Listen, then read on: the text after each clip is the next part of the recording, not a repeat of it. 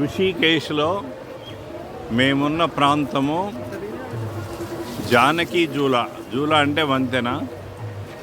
ఈ వంతెన మీద నడుస్తున్నాము. ఈ కనిపించేదంతా కూడా గంగా నది. యాత్రికులంతా ఈ మొదటి నుండి చివరి వరకు వెళ్ళి మళ్ళీ తిరిగి వస్తారు. ఈ ప్రాంతం అంతా గంగా నది, పర్వతాలు.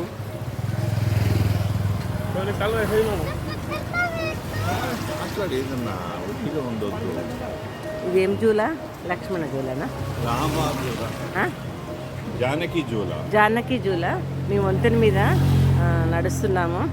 చాలా ఆహ్లాదంగా ఉంది వాతావరణము. వర్షం వస్తుంది. వాతావరణం చాలా బాగుంది. ఈ సీనరీస్ చూడండి ఎలా ఉన్నాయో. చాలా ఆహ్లాదంగా ఉంది. ఎదురుగా పర్వతాలు, ఋషికేశ్ నగరం. ఇంతకుముందు ఇస్కాన్ టెంపుల్ చూసాము, వెంకటేశ్వర స్వామి దేవాలయం చూసాము.